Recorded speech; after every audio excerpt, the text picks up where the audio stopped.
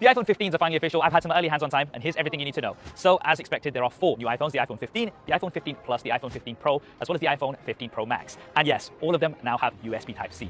Finally. Finally!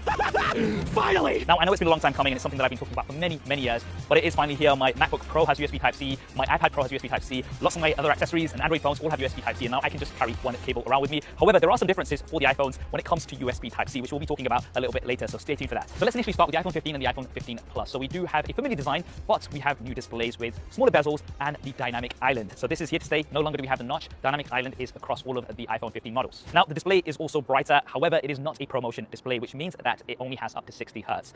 Now, I was hoping for at least 90 Hz to give you a bit more of a smooth experience. Now, the build has changed slightly. We have a contoured edge and we have some new colors. We've got a blue, a pink, a yellow, a green, as well as a black. We do have a matte finish across the board in the back, which does feel a lot better compared to the glossy. Now, for the cameras, so we do have a primary camera as well as an ultra wide. The primary camera has a new 48 megapixel sensor, which is a larger size sensor, so you can get better low light images. And because of that high resolution, you're going to be able to shoot all the way up to 48 megapixels, but you'll also be able to get 2 times lossless zoom, which will be using the middle parts of the sensor. So even though we don't have a dedicated optical zoom camera, you can have lossless zoom. One of the things that's really interesting is an updated portrait mode. So now when you're taking regular photos, if there is a subject like a person or a pet in the photo, it's actually going to automatically activate portrait mode without you even having to do anything. And then you're going to be able to adjust the blur after the fact, but also the point of focus after the fact, like you've been able to do in cinematic mode. Now, a lot of these features are thanks to the new chip. This is the A16 Bionic chip, the same chip that we had on the iPhone 14 and 14 Pro Max. So it's a really good chip. It's more efficient. It's also more powerful. So you're going to be able to get better battery life. And with the iPhone 15 Plus, it's going to have the best battery life out of the bunch. Now, for pricing, the iPhone 15 and the iPhone 15 Plus are going to be starting at the same price as we had last year, $800 or $900 for the iPhone 15 Plus. Now, let's move on to the iPhone 15 Pro and the iPhone 15 Pro Max. But before we do, just to let you know, the Super Star style sunglasses are finally back in stock after many years. These are version 2.0. So although they feature the black on black branding, they are now acetate frames, so they're much more premium, and they also feature polarized lenses. So that's going to reduce reflections. If you want to get your pair, you can go to superstarstyle.com or use the link down in the description below. As before, a portion of profits will be going to charitable causes. Right, so the iPhone 15 Pro and the iPhone 15 Pro Max,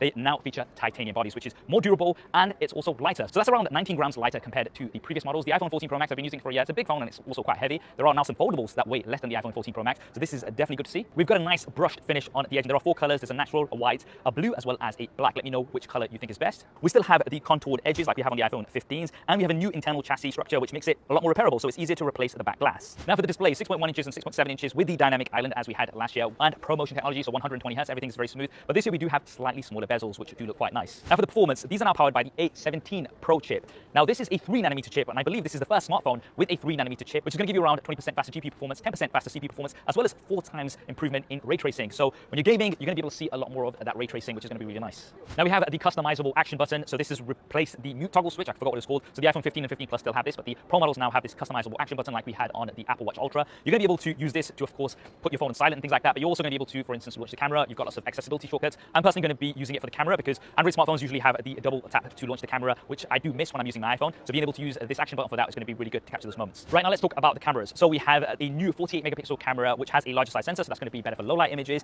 And you are, of course, going to get that 2 times optical zoom on the sensor. Now, both also have an ultra wide camera with a new lens, but what's really interesting is the telephoto situation. So the iPhone 15 Pro has 3 times optical zoom, but the iPhone 15 Pro Max has 5 times optical zoom. So this is a brand new lens, which is using kind of periscope technology, which we've seen before, but Apple has done it their own way. So that's going to give you 5 times optical, but up to 25 times digital zoom. And you'll be able to set different focal lengths as your favorites. So if there is a particular focal length that you like using with the primary camera, you're going to be able to do that very easily. Now, of course, guys, we're going to be doing a Super Saiyan style camera comparison as soon as I can. I guess we'll be comparing it to the Samsung Galaxy S23 Ultra. So if you do want to see that first, then do subscribe and hit that bell icon so you don't miss it. Now, there will also be spatial video coming to the iPhone 15 Pro and Pro Max. So this is where you'll be able to use both the ultra wide and the primary camera together to give you 3D video. This is mostly intended for the Vision Pro when that's out next year. So this is going to be exciting to test out. And we do have ProRes video up to 60 frames a second if you are recording externally. Now, this comes back to the USB Type-C port. So the iPhone 15 Pro and 15 Pro Max have USB 3, whereas the iPhone 15 and the iPhone 15 Plus have USB 2.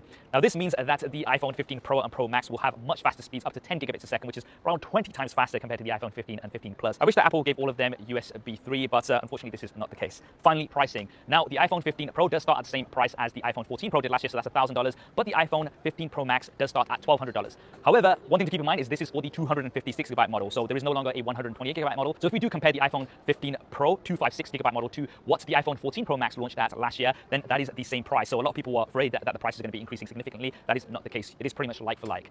And that is the iPhone 15s. What do you guys think of them? Are you going to be picking one of these up? You can pre-order on Friday, and they will be coming on the 22nd of September. Let me know your thoughts down in the comments below. As mentioned, there's going to be lots more coverage with these as soon as I've got my hands on them properly. So do subscribe and hit that bell icon so you don't miss it. I hope you enjoyed this video and found it useful. If you did, do smash that like button for me. I'll leave some related videos here and here. Thanks for watching. This is Sam from Super TV, and I'll see you next time.